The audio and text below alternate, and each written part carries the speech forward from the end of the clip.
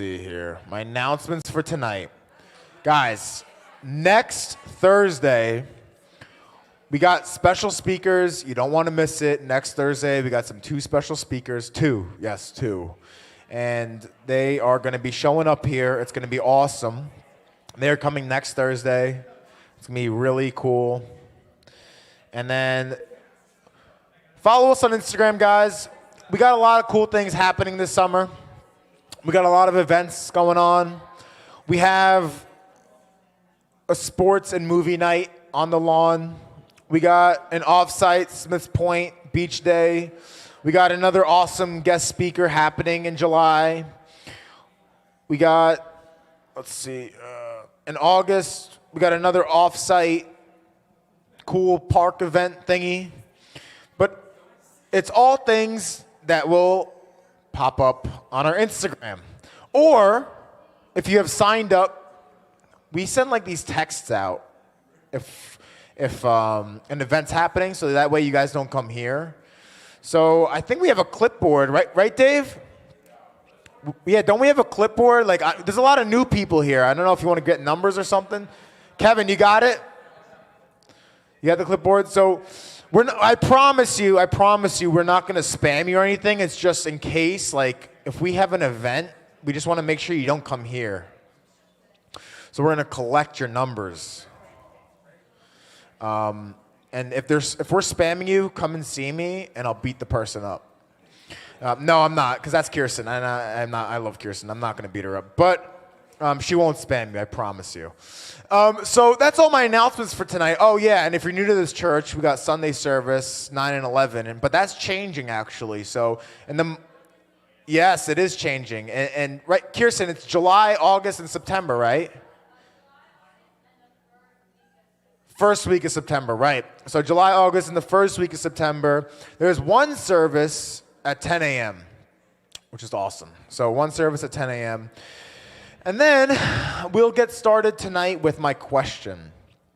Since the first day of summer was yesterday, that's awesome. What is one summer memory that you love? What is one summer? Thank you, Peter. Thank you. It wasn't too thinking, because sometimes I get yelled at for too philosophical questions. What's one summer memory that you cherish? That's a good. Thank you, Taylor. So, what's one summer memory that you cherish? Talk with each other, share your experiences, share your memories, and then we'll share as a class. So yeah, talk amongst each other. Don't be shy. Find someone new, or make a new friend. Talk with the person behind you, in front of you, and then I'll come back up here, and then I'd love to hear some answers. This would be awesome.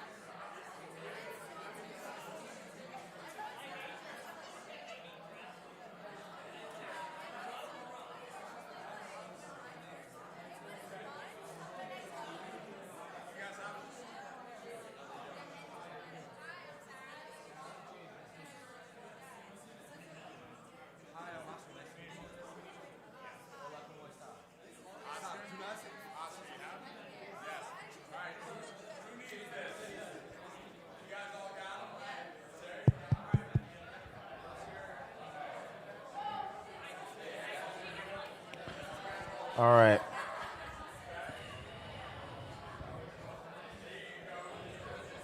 Yes, Peter. Oh, you want to share? Oh, okay. Hold on a minute. We're gonna. Kevin, I love your voice, dude. Kevin, you got an amazing voice.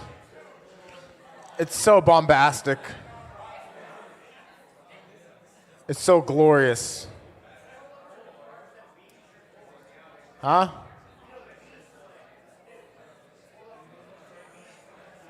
Oh, I didn't know that, Shades. What? Thank you. Thank you. Oh, man, you guys, too much of the compliments. Thank you. All right. Let's get started. All right, so what is one summer memory that you cherish? Hold on. I promised Peter first, Oscar. Red flag. Oh, okay. Okay, yeah. Okay, Peter, go ahead.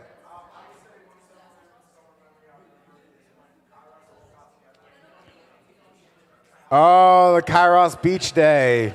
Yeah, that's a good one. That was a great event. That was a good event. Our beach days are always fun. All right, let's get another one. Shades, yes. All right, that's good. Beach boogie boarding, that's cool. Let's get another one. Yes, Dario.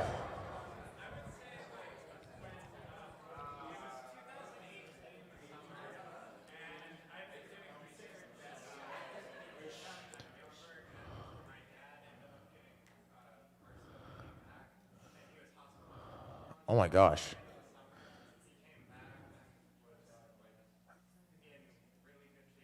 Oh, that's a great summer right there. So that's what, 2018? That's a great summer. That's a good summer. Yeah, well, hold on a minute. You're still living, so there can be upcoming ones. I'd say one that you cherish. Why are you so surprised, Kevin? Yes, Sarah. Yes, Sarah, yes.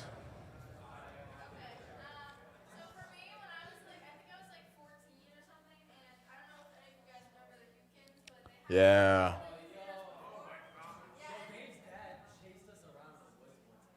Yeah. The Hukins, by the way, used to lead the young youth group. Yeah.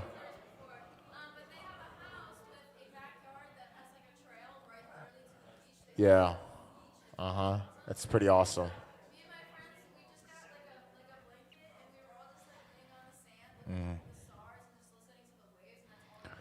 That's cool. Yeah. Yeah. That's an that's an awesome place. I know. I wish I could go back there actually. That's a cool spot. Yeah, that's a cool spot. Yeah, I remember that. That's sick. All right, let's get another one. One more. Oh, Matt, you're killing me here, bro. Do you actually not remember it? Okay, you're right. You were out there. You're right. What is one summer memory? Hold on, I'm sorry, because I repeated it to Kevin, and you're sitting right there. What is one summer? What is? There should be a rule, and the rule should be I'm going to repeat my question once.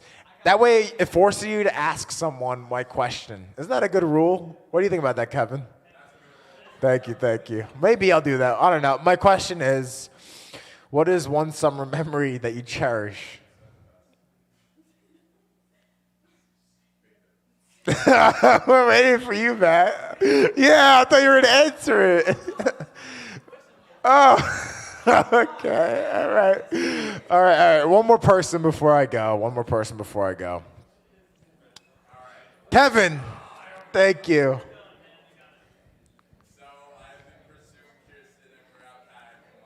Yeah.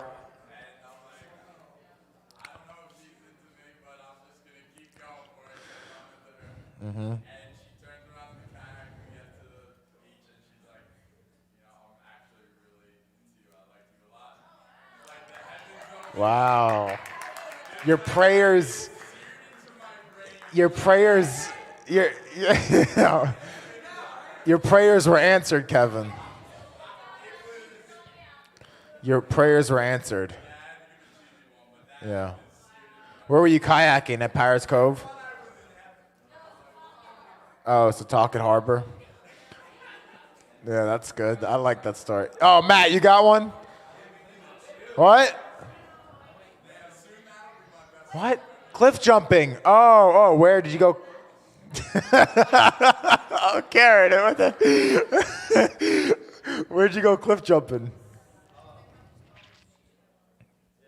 What?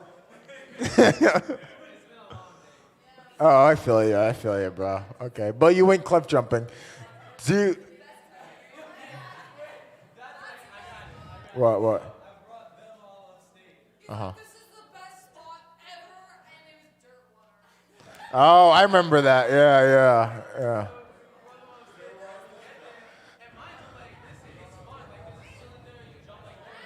Yeah.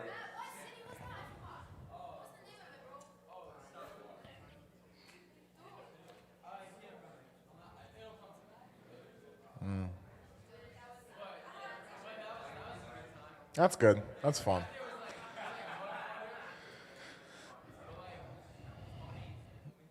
I feel you, Matt. I feel you. Yeah. I would have to say, anyone else before I go? Going once, going twice, going thrice. Oh, Joe, go for it. Okay. I love that answer. That's a great answer. Wait, where was it? Oh. That sounds great. Wow. And that was in Massachusetts? Cape Cod. Oh, Cape.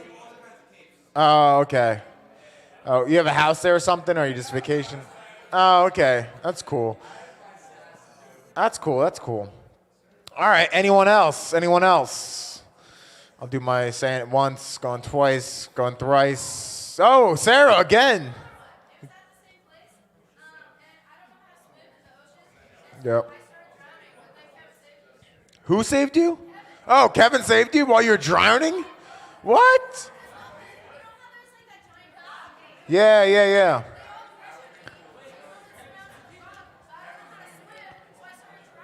Do you know how to swim now? Oh, Sarah. Kevin, we got to teach her. Yeah, we got to teach you, Sarah. Yeah, we got to teach people how to swim. Listen, I can swim. Listen, we live on an island, people. You got to learn how to swim. You got to learn. What if you're on a boat and it starts sinking? You got to swim. All right, so going once, going twice, going three times. All right, anyone else? Going good. All right, I'll go. So I would say for me, that's a great question. And I don't really know the answer to it, but I would have to say the first thing that comes to my mind has to be when I was in Lebanon. And I wouldn't say this is like a phenomenal memory, but it was definitely one that I will always cherish, and remember, is when I'm in Lebanon and I'm there for like the second time. And Karen, you were there, right, with the spider? Yeah, you're probably there. Yeah. So like I walk out of my room and guys, I'm not even where something here maybe. I can't even use anything up here as an example. Oh, yeah, it's like this, it's the size of the flag. I'm not even joking, bro. The size of the flag, like literally two of my fists together, sitting there in the hallway, bro. I open the door, I'm like, bro, my heart sunk in my stomach. I would have burnt the house down at that point, bro. Crazy. And so I sprint to my mom's room, and I'm like, there's no way. Like, she was even scared. And then all of a sudden, my aunt came and killed it. Fearless. Yeah, she lives in Lebanon, so, it was. I think she smacked it with a shoe or something. Yeah, it was insane. It was insane. So, but that's my story that I could remember. And I'm going to call Kirsten up, and then she'll get us started. So here you go. Wow. Hello, everyone. How are we all doing tonight? So good. All right, George, I feel so blinded. Maybe we can make it less blinding just because I want to be able to see everybody tonight. We're going to do things a little bit differently. So for those of you who maybe this is your first time, we have been going through the series Relationship Goals. So good. We had Nick speak to us. I gave a little intro, and next week we have some guest speakers. Kev's going to speak in 2 weeks, and you got me tonight. And instead of just preaching, I kind of wanted a little bit more of us interacting. So you'll notice, obviously, you have a set of 3 little flags. So do me a favor, get that paper clip off because you're going to need them. All 3 of them. And what we're going to do is we're talking tonight about godly principles for dating well. And we're talking about red, yellow, and green flags. So a red flag, obviously, we're going off of a stoplight, and what a red should mean is stop, okay? It doesn't mean go put on the gas, all right? So for those of you daring people out there, for all intents and purposes tonight, red flags mean, literally stop, like retreat, run the other way. Red is pay attention, red is warning, okay. Yellow is like, all right, like proceed with caution. It doesn't necessarily mean it's super bad, but it means, hey, listen, you might want to pay attention to some things, or here's some really good qualities, keep looking into those. And then obviously green means, hey, this is really good, this is really healthy, this is a good sign. You are cleared to proceed in this direction. So what I love about these principles is that I honestly feel like they can apply to friendships too, not just dating relationships. In total full disclosure, I gleaned this material from an amazing organization called Moral Revolution. They have some great podcasts out there, some great YouTube stuff, and I really love this concept. And so what we're going to do is I'm going to share a statement, and you are going to raise the flag that you think that it would fall under. So this is like audience participation, and don't wait till your neighbor raises their flag. You got to hold up your color with confidence. And like any good moderator of this would do, I tried to mix things up to make it not incredibly obvious. Some of them are going to hopefully be very obvious. If not, we will pray for you later. Some of them I might have even gotten wrong if I wasn't doing a little research. So I'm hoping that we have some fun here with it tonight. So you get what you're doing. You're raising your flag with what you think this behavior falls under. Cool? I better see all the flags get raised at the same time. Literally, no cheating. And if you're sitting next to someone that raised the wrong color flag, you should have some conversations later. Just kidding. All right, here we go. Are we ready? You're unpaper clipped. You are ready to go. Okay, this is only going to work if we all do it. Okay, yeah, let's do a 3, 2, 1. All right, which flag does this behavior fall under? They can't say they're sorry. 3, 2, 1. Nicely done. All right, Henry, I noticed your flag went up a little bit late. He looked over. All right. I did tell you, get them ready. All right, you can put your flags down. We do have some yellows up in here. That would be a red flag. Before I dive in, actually, though, looking at Henry made me realize something. I remembered something. And it wasn't a red flag moment. It was a green flag moment. One of the things we're going to do this summer, we're going to tackle it this Sunday when we're in our prep meeting, is we want to have a tournament of sorts. I hear spike ball is pretty popular. also basketball. And I work at the church office, and I kid you not, during the week, there's like 12 men down there. Not men, like young adult men down there. And so I was going to post some sort of tournament thing and see if we can get random people that would like to compete, and we'll get some sort of gift card situation. So what would you prefer, spike ball or basketball? All right, spike ball it is. So remind me of that in our meeting. All right, so they cannot say they're sorry. Yes, this is in fact a red flag. This is a run the other way. This is warning, warning, I am scared. So we're going to unpack that. Why is that a red flag, not a yellow flag? Well, because that means they can't own up to their mistake, and that means that their highest priority is themselves. If you can't, take the trip in, that means you're maybe a little bit self-centered. If you can't ever admit to wrongs, if they're always displacing blame, well, if you weren't like this, then da-da-da-da-da. That is a huge red flag, because that's blame shifting. And so the scripture that I'd like to propose to back this up is James 5:16. And it says, therefore, confess your sins to each other and pray for each other so that you may be healed.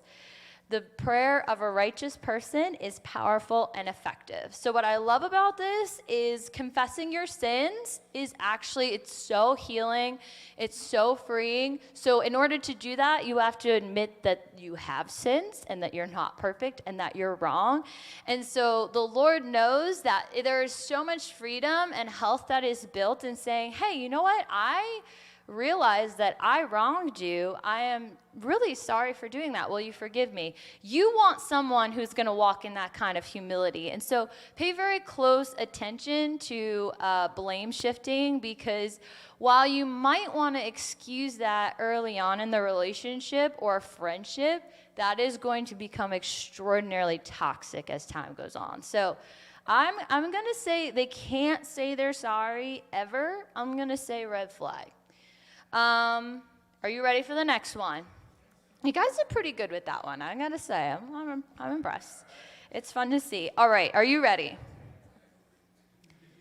They value individuality and togetherness. They value individuality and togetherness. 3, 2, 1. This is a green flag. Okay, this is green. All right, you can put it down. You can put it down for all you yellows out there. I'm going to unpack it for you. So I'm gonna ruin some of your romance right now, but the phrase other half I think is super lame. And I'm going to tell you why. Because if you're saying, oh, that's my other half or my better half, that implies that you're half of a person. The dog is your other half? Your spirit animal? That's right, Karen, you raised that red flag.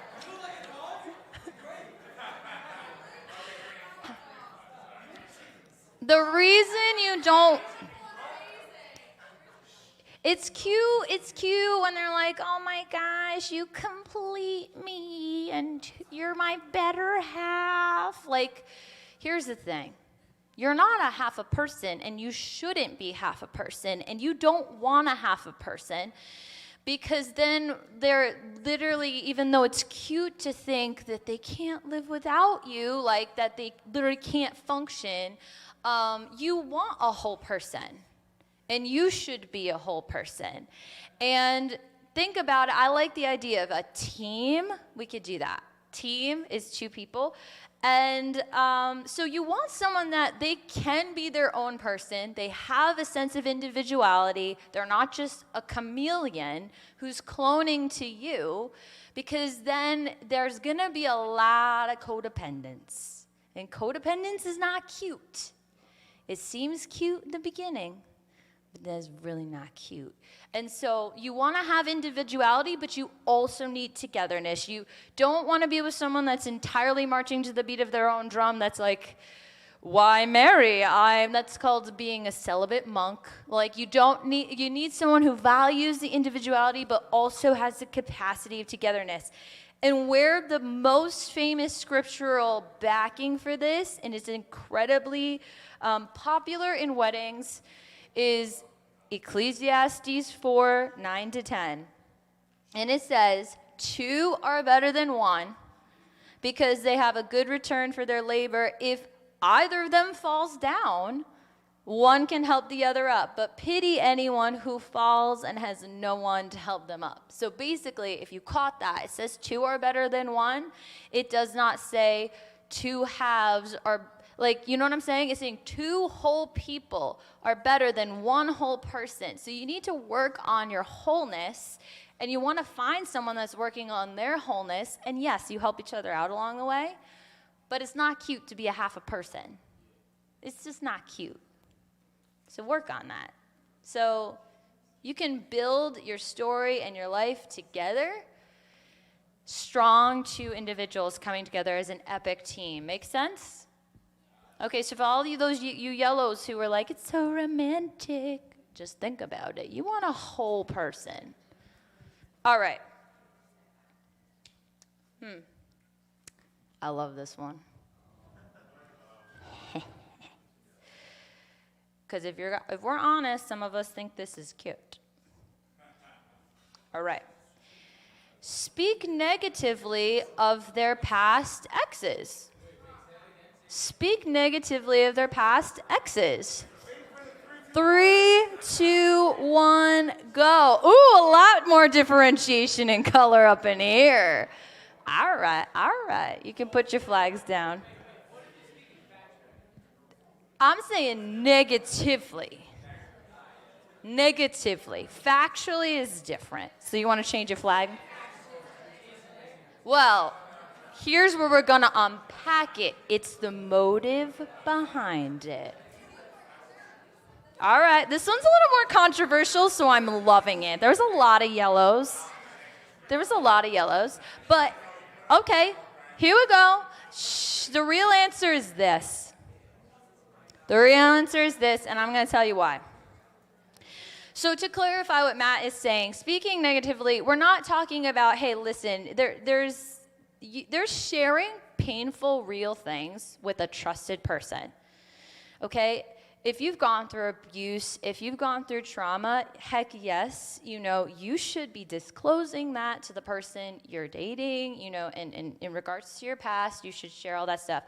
But specifically, when we say speak negatively, we're talking about this undertone of like, well, this person, well, she's just and just trash talking. And I think if we're taking an honest look at ourselves, sometimes it might feel good for your person to be like, oh yeah, well, like, you're like, my ex was just like absolute trash compared to you. Like, it feels good.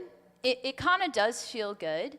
But actually, there's a big difference between disclosing necessary information and totally having a character assassination unnecessarily.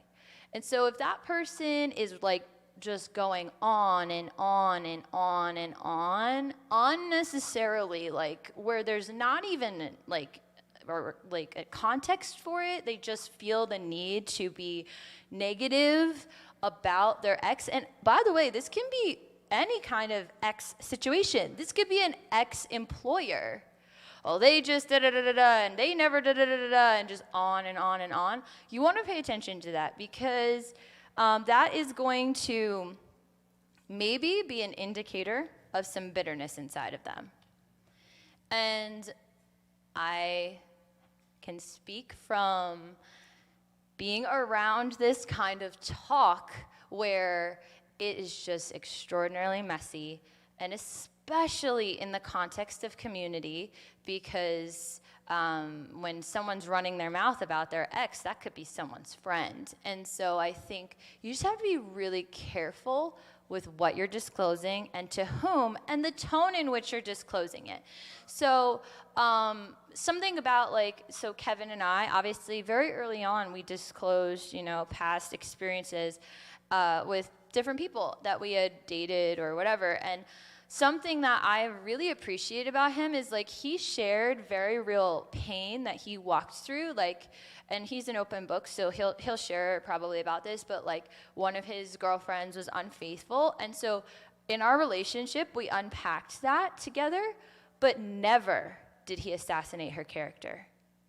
And for me, I'm not threatened by that, actually, because he could share the facts. We could together heal that, but he did not feel the need to be well, she is this and this and this and what a terrible person and you're nothing, da da da da da da da. He didn't need to do that. And I didn't need him to do that. And if I do, there might be something in me that needs an unhealthy level of validation because I already know that I'm different. I already am confident in what we have. So just trash talking for the sake of trash talking is very dangerous because, listen, if they are running their mouth about their ex to you, if you guys break up, what are they going to do about you? You're not going to be the exception. So you got to pay attention to how people talk. Because like I said, Kevin and I, we would unpack that. But you know what he would almost always say? He would say, hey, honestly, I just feel really sad for her, and I hope that, she's in a better place. I'm not threatened by that at all because I'm confident in what we have together, and I'm thinking to myself, wow, if you could speak kindness, even in articulating a deep pain, that I'm confident that that's how you're talking to people behind closed doors. And so you can definitely share things about your ex, but just watch the tone in which you're sharing it, especially if it's not in confidence, if it's just to run your mouth, because listen, we've heard it.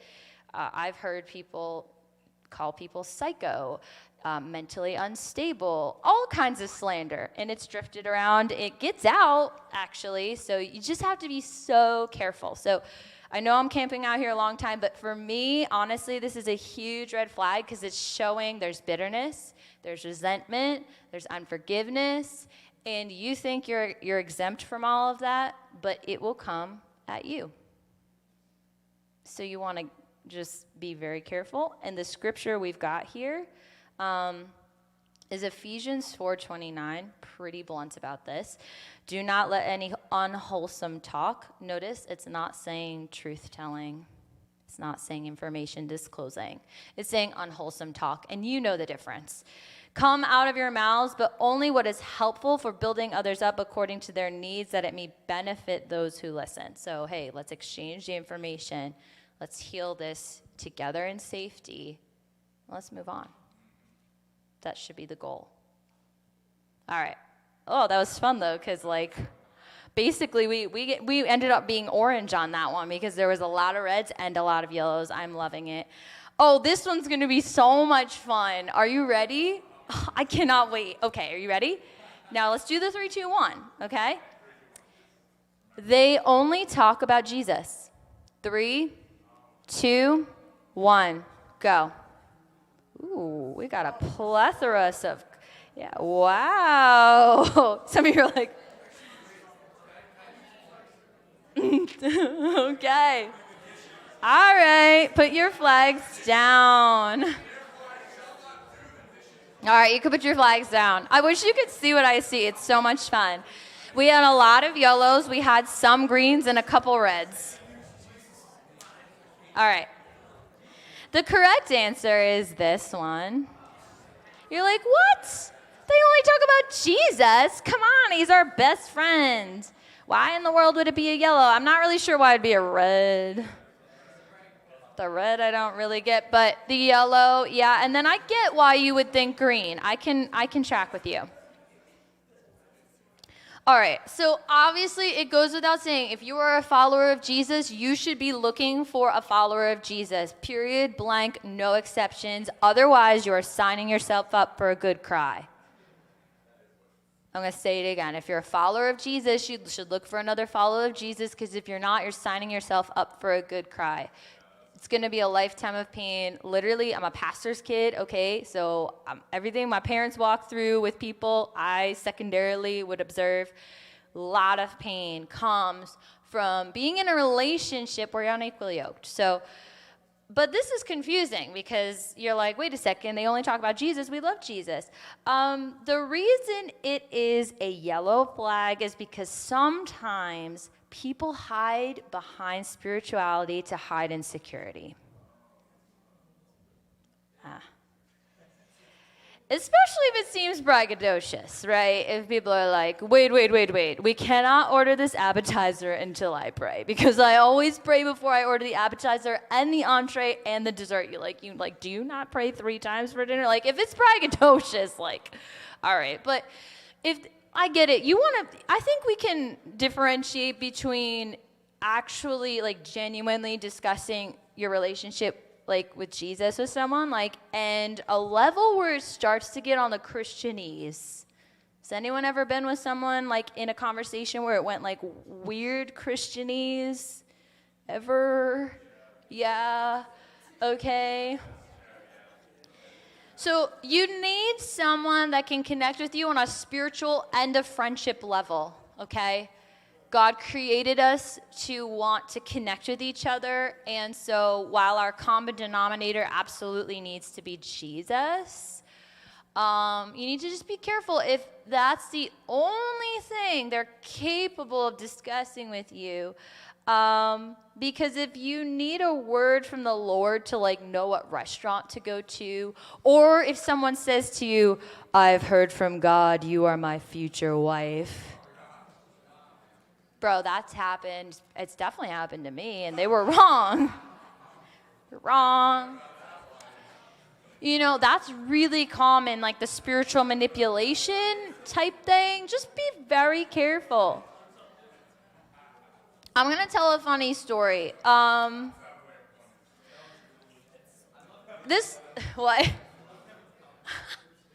Kairos commentary. This isn't 100% fit, but it fits enough, I think, and I always like to just give disclosure. So, in college, I didn't date anyone, but, you know, there were, like, little interest here and there. So there was this guy that was pursuing me. He was on in the prayer ministry, so I was like, oh, you pray, I pray, this is nice. And he, like, really was very convinced, and this is totally fine, but he was really, really, really convinced. His name was Chris, yeah. And he was convinced his, like, call for life was that he was going to be, like, a Major League Baseball player. And so he was very upfront with me and was like, are you able to be, like, a baseball wife? And he's like, I'm going to be on the Yankees. Like, he's like, I'm gonna. So, like, not on the Yankees. And so me being the psycho that I am, I was like, yeah, that's a red flag right there. But, you know, when you're like, you know, you're like kind of like, you know, like, oh, for me, I was like, or I was like, whatever. But I said to him, I was like, no, I'm not going to be a baseball life. Like, I have a calling of God on my life too. So, like, I'm not just going to follow you around to all the games. So, I mean, I don't know. So, like, you know, he's going, like, deep spiritual on me here, and, like, all right, whatever. So he's pursuing me. It's seeming like okay. Like, at this point, like, I'm, like, teetering between, like, a green and a yellow, and I'm student teaching. All of you who know student teaching, you know, like, it's, like, no joke. It's, like, really intense. So all this is happening, and it's, like, the last day of student teaching. And it's our, like, big performance. I mean, it's, like, a big deal. Like, you're getting graded on stuff. Like, this is, like, you know, you just want to get your head in the game, right? But I'm, you know, half of me is in student teaching land, and half of me is, like, you know, thinking about, oh, you might be a Major League Baseball player, but, like, I don't know. So, Yeah, will you be my baseball wife? God said. No, he actually didn't. What he did was he called me up, and I'm like at the little middle school ready to do Seussical the musical. He calls me up and he says, hey, I need to let you know something. I'm like, okay, what is it? He's like, God took away all the feelings I had for you. Yeah. I was like, what? Yeah, so I'm like, but, you're like, this sounds like pretty spiritual. Like, God took away all the feelings I had for you. He's like, yeah, it's like weird. What? Yeah, no, I didn't. I sat in my car and I cried. I mean, I was sad. I mean, I don't know. Had a good, I don't know. It's like, yes, Joe. No, I don't even really like baseball, so I went to one of his games, trying to, Yeah, that's right, Red. So I should have gone to Red, but instead I was sobbing in my car like a sad little person. He was all right at baseball, I don't know, but he's not a Yankee. Anyway, the point of this is,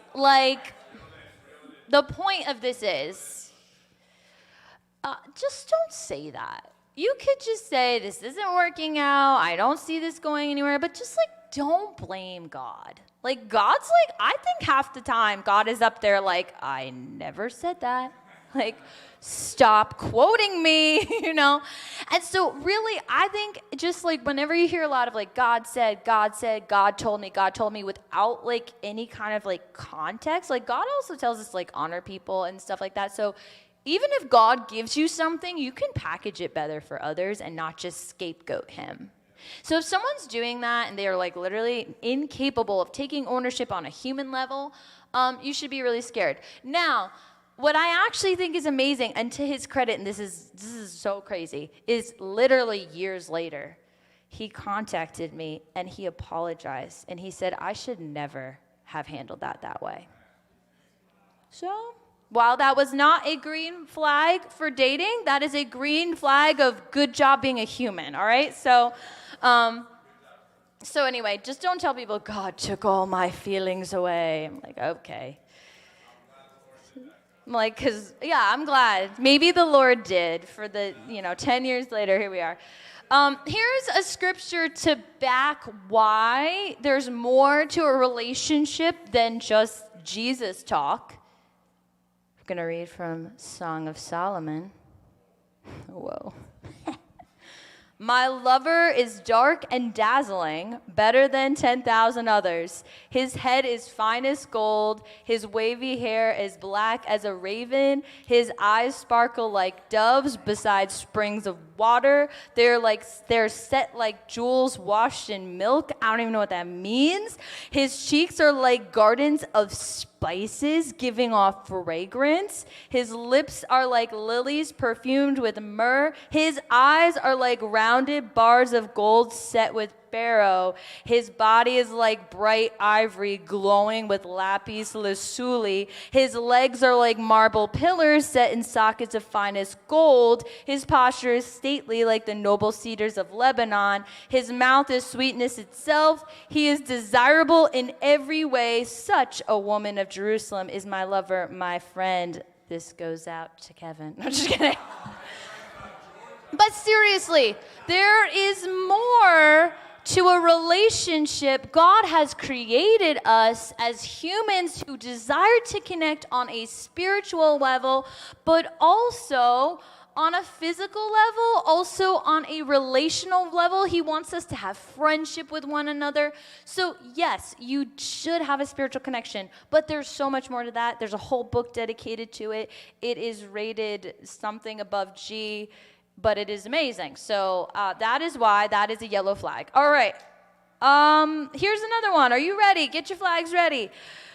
They are intentional. Intentional. 3, 2, 1, go. I think me saying it like that scared some of you. It is actually green. Intentional means they actually have, it's good. Oh, no. But this is healthy intentionality. This means, and we're not just talking in a dating realm. So when someone's intentional, they have a drive inside of them. So you don't want to date a bump on a pickle. Okay? You want someone who has drive, who's going to pursue things. You pursue you. And also other things in life, such as, and not limited to, a career would be good. Just intentional towards healing and wholeness, like we talked about before. A desire to connect with you, your life, your story. Like they are not, and let's be real. Karen, when Matt was going for it, he was super intentional. He was so intentional. Oh, yeah, well... Yeah.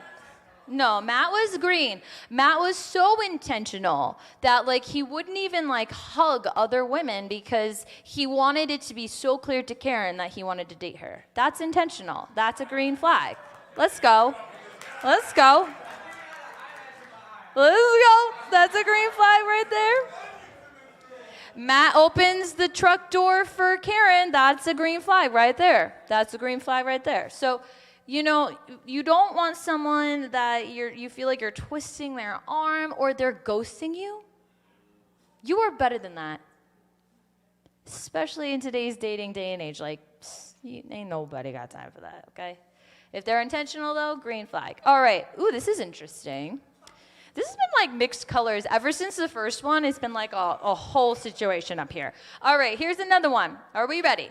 They are a lone ranger. 3, 2, 1, go. They're a lone ranger. A lone ranger. All right. It is a red flag. I'll define it. See, listen, it wouldn't be interesting if I didn't make it somewhat complex, right? Okay. So, Lone Ranger, here's what it is. They are by themselves, they are isolated, and they are, I don't need anybody. That's a Lone Ranger. That actually is saying... Without saying, that's actually saying I don't trust people. I view myself so highly that I do not welcome input. So if you're just an accessory, be very careful. This is honestly scary because why Lone Rangers are scary is because we literally all have blind spots and we need people. We need them to help guide us and point those out in our lives. And so if there's someone that's super resistant to that, and if they're they're pulled out of the context of community, they're doing their own thing, they're too good to be planted, and have input of others, that's really concerning because you might think it's cute to date a Lone Ranger because you're all he has is me. I'm his only person because it's me. Not good. Nope. There is safety in wise counsel. There is safety in the context of community. And like we said before, codependency is not cute. So if you're with someone or you see someone that's I don't want input, I don't want feedback, I don't want to be around others, and they don't have the drive within them to be in the context of community, that's a problem. Now, there could be someone that they just moved to a new town, so they're a Lone Ranger by nature of the fact they don't know anyone, but they could have the drive in them to be connected. That's different. We're talking about people that just honestly choose to not have any kind of connection or friendship. So take a look at their friends. Take a look at make sure they have them, at least one of them that could speak into their life. Because if they don't let others speak into their life, they might let you speak into their life right now, but just you wait. They're not going to later. La, la, la, la, la. I don't hear words you're saying. All right. The scripture for this is Hebrews 10:24-25, which says, "Let us consider how to stir up one another to love and good works, not neglecting to meet together, it is a habit for some, but encouraging one another, and all the more as you see the days drawing near." So we are all about stirring one another on. You can't do that if you're on an island. All right. I'm really liking this. Here we go. They live the mantra, "Take me as I am." Take me as I am. All right. 3, 2. They love the take me as I am. It could be like confident, take me as I am.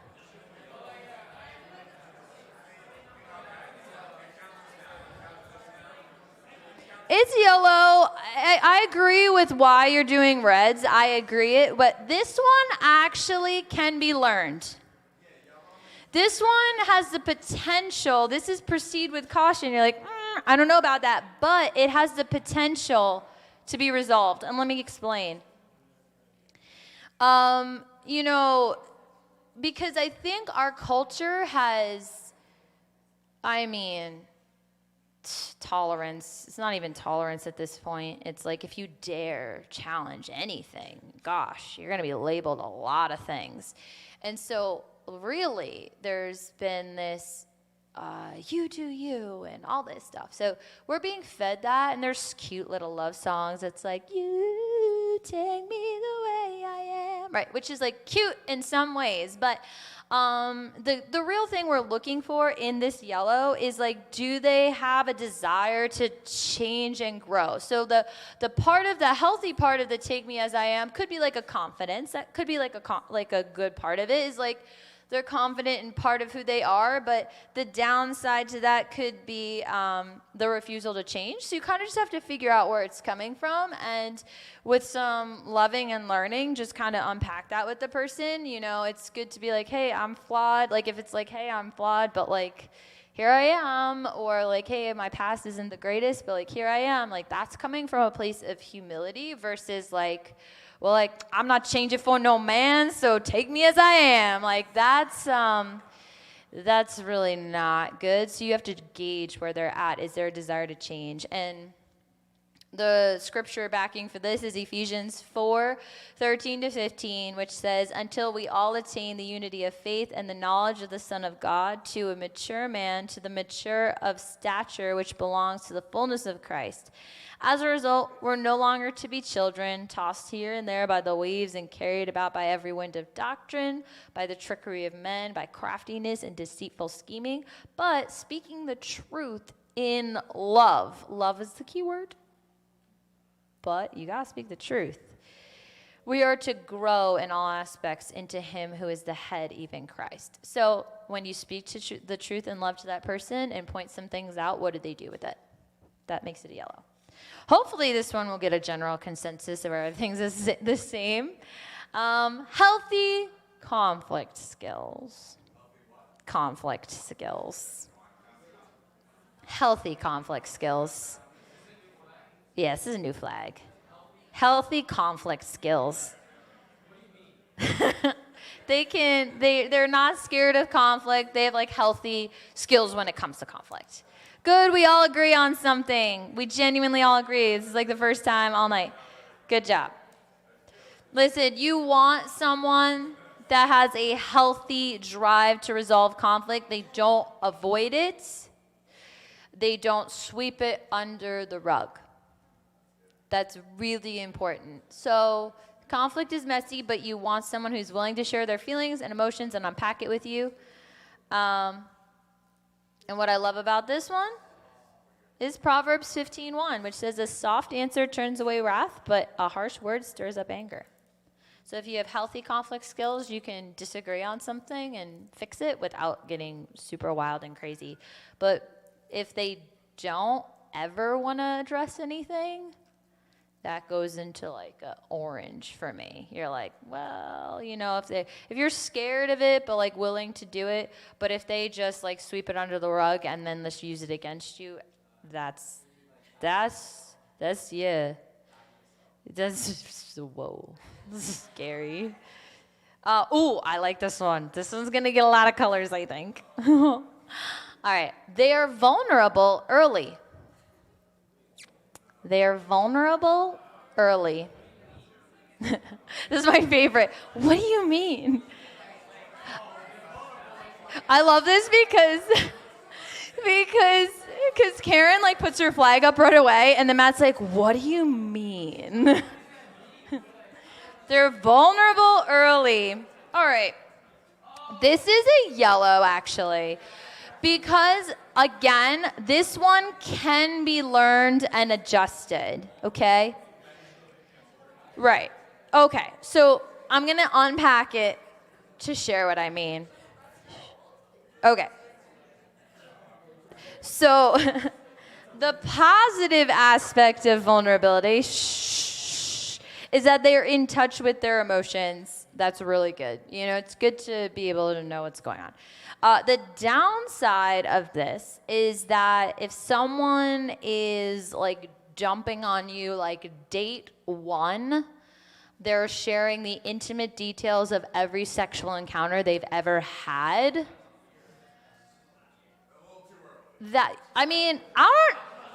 This is up for debate in general, actually, because it's not, there's just wisdom in all things. Like, you could literally be like, literally, like, we're about to be married, and I am not asking Kevin for a play-by-play of everything that, you know what I'm saying? Like, there's some things you need wisdom and discretion.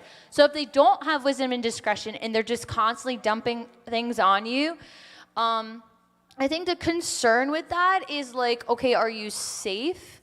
Have you learned like discernment? Because then what if you share something with them and then they run to Sally Mae and like just share that to them? So I think it's a concern, but it could be a product of their environment that they could learn with some parameters. You could just be like, hey, like maybe, you know, when you shared all of this, it made me feel really uncomfortable. I mean, depending on what it is, obviously, you know, so that could turn into a this.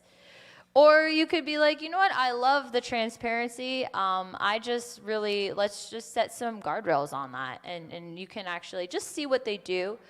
You know, but like maybe date number one, like don't share your location, like don't give bank account numbers. Like that would be like, don't get down on one knee and be like, God told me to marry you. Like, these are things that, like, you know, maybe be careful. And Proverbs 13:3 says, those who guard their lips preserve their lives, but those who speak rashly will come to ruin. Whoa. Also, another translation says, those who control their tongue will have a long life. Opening your mouth can ruin everything. So discernment is what that comes down to. And, you know, it can be really beautiful to have someone that's super open, but just, you know, gauge how open is the situation. All right. This one probably should be, like, pretty obvious, but maybe not. They make you feel crazy. Yeah. This is why I made them this way, Matt, is for people to be confused. So I'm really happy. I love it. All right, they make you feel crazy. All right. Kevin's got a yellow. Matt's got a yellow. Joe's got a yellow. Peter's got a yellow. All right. I will clarify, this is like the bad kind of crazy, not the cute kind of crazy. Crazy is not good. Yes, this is a red flag. This can't really be undone. I know, Kevin, it's all right. Even you needed to get a flag wrong. Equality for all. Yeah. They're gaslighting you. I needed to make it a little bit vague, I'm sorry. It made it more interesting for me. Yeah. Yeah, not like cute crazy. Like they literally are like, I never did that. You make that up. I never said that. I never said that. Yeah. This is 50 Shades of Red. Like literally like, bye. Watch me as I go. If you feel like you're talking to a wall, if they're constantly creating drama, also, like, if you're driving each other crazy, particularly early on in your relationship, like months in, like you literally like are going crazy, you're butting heads that much, like probably not good. Like you have the rest of your life to be committed to this person, and if you can't agree on the type of spaghetti and you want to punch them in the face, maybe you shouldn't really like be together. Evaluate it. But honestly, yeah, if they make you feel crazy, if they make you feel stupid, if they make you feel like you're, just like whatever, toxic. This is toxic. And this is Proverbs 18:2.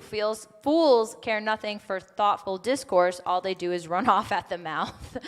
So if that person is not caring for like an exchange of like, dialogue, and they're just like, no, you're wrong. I never did that. You're making this up again. Then just be like, okay, fool, just go. All right, challenge, and comfort you. Challenge and comfort you. The positives should be pretty easy, yes. All right. Yeah. Yeah. So, this is really important because this is twofold. It's not just comfort you and it's not just challenge you. I think both are super necessary in a relationship because like in the context of a healthy, committed relationship, you can actually help each other grow and heal. So it's really important that they can meet you where you are and also validate you by listening. And I think for guys specifically, you guys are like fixers. So sometimes you might want to jump in and fix it. But sometimes girls just need someone to listen. I mean, that could just be me. But there's healing actually in someone just listening to you. And you just are like, wow, I feel really safe. And even if nothing changes, you say you're being hurt by someone else and that person, you just are able to talk and process that pain and they're just listening, all of a sudden, it doesn't feel so heavy anymore. So just to relieve guys, like we're not always looking for you to like get your toolbox out and like fix the emotional problem. Sometimes just by listening, it's really healing. And then from that place of listening, listen to this, then you can say, all right, yeah, I totally see that. Like, I understand where you're coming from. Have you, like, considered that maybe this is different than you imagined it to be? Or, like, perhaps we can look at it this way. And then from that place of comfort, you can challenge. But if you go straight to challenge without the comfort, sometimes it doesn't work. Because, like, all the, like the quills go up like a little porcupine and you're like, how dare you, right? But if you only comfort and you never challenge, that person's never gonna grow. And so are you cool with story time? Because I do story time a lot because I like to just be real. You want story time? All right. So Kevin and I made a commitment before we ever dated that we were not going to have sex, and so we never have. So we have literally never slept together. In fact, we are we are just super resolute on this, and we are very strategic with boundaries to the point where like bedrooms is an absolute no, like not even close, like do not cross the threshold type situation because we're so resolute about this. The only time that we have like laid on a mattress next to each other was when we were like selecting the mattress and like the salesperson was there and it felt so weird because I was like, oh my gosh, So I'm like, leave room for Jesus. And the guy's like, oh, like, is this how you guys like to sleep? I'm like, we don't sleep. That's the point. Like, we never have, and this is, stay right there, okay? Just stay right there, right? So we have very extreme guardrails to protect this, and it's just something that we've committed to. And yes, he will share his story in 2 weeks, probably. Yes. You're going to get his little side plug. Anyway, I needed to set that up for you. So we've really had strict rules with ourselves, but like obviously we understand that we're in a day and age where that is really, really not normal in the world standards. In fact, I was talking to a physician the other day, and she was like, all right, past sexual history. I'm like, none. And she's like, I've read about people like you, but I've never met one. I was like, do you want my autograph? Like, key trick, my pants are always on, like, and all my other clothing. So anyway, sidetrack. But so we've committed to this. It's been hard. We very much love each other a lot. Actually, another fun, totally, she won't hear it, it's okay. My mom literally, last night, she was like, I never see you and Kevin kiss, and I think it's weird. And I'm like, what? I'm like, I thought we're respecting you. She's like, yeah, I just like think it's like really weird. Like, she's like, you're gonna have to kiss in front of everyone in like a month, right? And I'm like, yeah, I do know that actually. So I'm like, thanks, Mom, for telling me we don't kiss enough. Thank you, Matt. I'm just like, listen, like, but whatever, but don't pada. So PDA. Anyway, I went off on a tangent. So that's, but in some senses we've become this, like, we are almost like nuns at this point, or monks or whatever, monk-nun relationship. And even as we get closer to marriage, we're really determined, because we're like, hey, we're not about to throw in the towel now. Like, not even close. But it's been hard. It's been a struggle. And so we had a situation about, I would say it was like a year and a half ago, maybe 2 years, no, probably a year and a half ago, where there was a couple that we're really, really close to, and they had chosen a different trajectory than we did. And so they were coming back from a vacation together, and they were raving about their trip together, and something inside me was not okay. So I'm like trying to keep it together, and I'm hearing all about their trip and their dating or whatever. And so they're telling us, and I'm like inside, I'm like, I don't want to hear about your stupid trip. Like, I'm like really upset. And like he could tell I was upset. So we like excused ourselves and, went somewhere where we could just process for a second, because I was about to like lose it in the kitchen. And I just was bawling. And I was like, it's not fair, I don't want to hear about this. It's like so in our face, like we're doing something and it's really hard and they don't care about us, they don't care. And I've never gone on a trip with anyone. I don't even have a brother, so like I don't even know what it's like to go on a trip with someone and like experience it with them, and like it's just so not fair. And I'm sobbing. And so first, Kevin validated the pain. And he's like, I like honor you for that.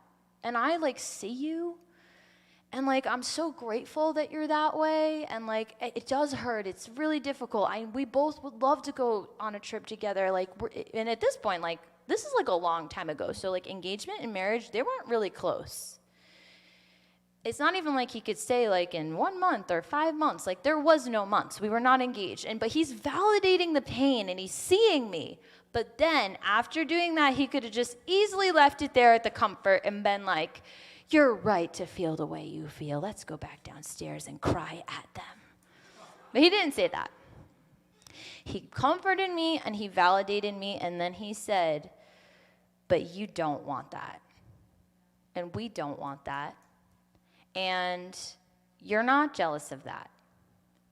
And we need, you need to fix that mindset that you're getting gypped or, missing out on something, because let me tell you something, we're not missing out on anything, even though it looks like it, because I know that life. I've been there, and it's gonna lead to pain.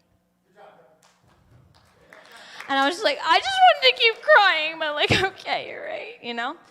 And it was really important because he was right. He was right. I was having a very real pain, but something inside me was dysfunctional. Something inside me, I wasn't going to act on it, but something inside me was kind of questioning God on the whole thing. Like, hey, like, you said that we'd be blessed, and like, I feel like this sucks. So like, you said, you know, I was like mad at God, at whatever circumstances. And he was like, listen, I see your heart, but actually you're wrong. But in a nicer way. And let me tell you, if he had just pulled me aside and been like, cut that out, you know, this is bad, it would not have worked. And if he had only said, you're so right, you know, this is wrong, what would have actually happened is bitterness would have started to grow in my heart. But because he validated the pain and then corrected me, we were able to move forward. And the scripture I have for that is Proverbs 27:17, which is, as iron sharpens iron, so one person sharpens another. And by the way, that pathway did lead to pain. And thankfully, there is redemption. There is redemption, but there was serious pain. And he was right.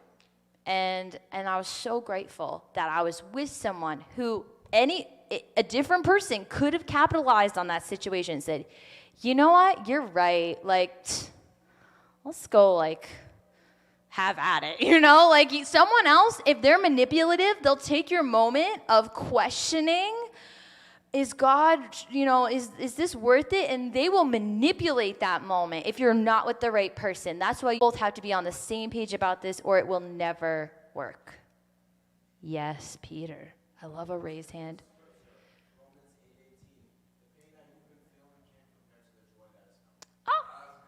Peter, let's go. Memorize the whole kit and caboodle. I love that, Peter. Let's go. He's single, ladies. He's single. All right. We're almost done here. I'm going to blaze through the rest. This one should be very obvious, hopefully. They have a complete disregard for your needs and boundaries. Complete disregard for your needs and boundaries. 3, 2, 1. Boom. I just touched on this, but speaking of touched on, if they don't listen to your boundaries and they're pushing them, listen, it's flattering for someone to be attracted to you, wildly attracted to you, and articulate how attracted to you they are. But actually, not respecting your boundaries is not cute. It's just not. They need to honor you. They can be like, listen, this is really hard. I'm really struggling because you're so hot and you're so sexy. But listen, like, we're not, because Jesus said, and we're not. There's nothing sexier than somebody who's going to uphold your boundaries and say no because they love you and they love God more than they love you. I'm just saying. Because if this person's focused on the pleasure of the moment, then something you've shared is important to you, run the literal heck the other way. That's Deuteronomy 27:17. Cursed be he that removeth his neighbor's landmark, and all the people shall say amen. So listen, if you have a landmark and you have a boundary line and someone tries to remove it, cursed is he. That's not okay, okay? The Lord does not appreciate trying to cross into someone's territory that they've said absolutely not. So be very, very careful. They follow through. 3, 2, 1. They follow through. That's a green. That's a green. Good. We're doing good here.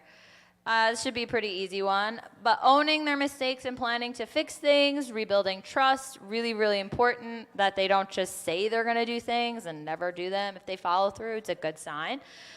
And we're almost done. We have 2 more. If a man breaks vows to the Lord or swears an oath to bind himself by a pledge, he shall not break his word. He shall do according to all that proceeds out of his mouth. So it's really important that they don't just say things and not do them.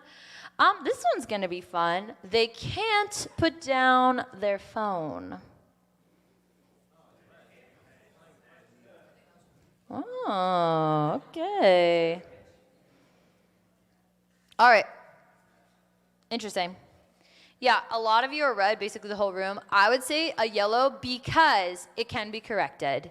We live in a very techie world, and people use it for all kinds of things, like just whatever. So, but I would agree if you're trying to have a conversation with someone and they literally are just staring at their phone the whole time, then that might cross into red. But like if they can't put it down, I don't know, like they're doing work or they're constantly on call for work or something. If you articulate it to them and they still don't change their behavior, I would say it's a red. But if you bring it to their attention and they change the behavior, then maybe it could be a green. So that's why I put it as a yellow. But hey, listen. You guys you think it's a red, so I mean, I like that. All right, and this one is our last one. Are you ready? Their relationship with their family isn't perfect. Is not perfect.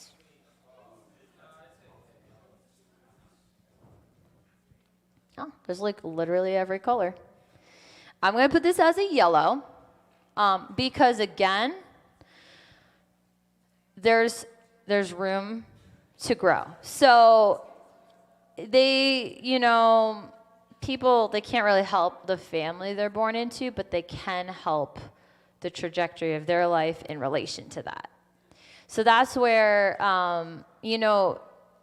if you have someone that has like an abusive family member, their relationship isn't going to be perfect. But if they are, creating healthy boundaries and removing themselves from the toxicity, then you just have to watch how they relate to those people in their life. And if they're, getting sucked into the system and bowing to the system, then I'd say, yeah, that's a little bit scary. But if they're able to individuate and, they're really intentional about pursuing healing and growing, then I would say, then that is like a sign of health. And also, if they don't have a perfect family, do they have people in their lives that stand in as family? That they can do. And so just look for that. They could, if they just don't have a perfect family or like, oh, people suck, then maybe don't. But if they're like, hey, yeah, I have a really traumatic relationship with my great aunt Gertrude, but I found another person that I call my aunt because she's really awesome, then that's great. Just the wisdom to glean what they can't have naturally. And the reason it's important, the individuation and the healthy boundaries, is because Genesis 2:24, therefore a man shall leave his father and mother and hold fast to his wife, and they shall become one flesh. So ultimately, how the executive relationship between you two functions in relation to the family, that's what you need to pay attention to. So did we all have fun with our flags tonight? Cool. This is fun for me. All right. I know it wasn't exactly a sermon, but let me tell you, when I was preparing this, Tay gave me a green flag. Thanks, Tay. I was challenged as well. Actually, I was challenged on a lot of this and just reflecting on it and honestly how this can apply to friendships too. Like I said, just these principles, these traits, they can really determine a lot in your life. And so as we just continue with this series, you can think of it in those terms. If you're not in a dating relationship, the people in our lives, they're either going to make us better or they're going to push us away from Jesus. And so just to have wisdom. So let's just close it out in prayer. Jesus, we just thank you so much that you have gone before us. And we thank you that your word actually, it's so relevant to our lives today. And I thank you that you have made us relational beings. You have made us to long for connection.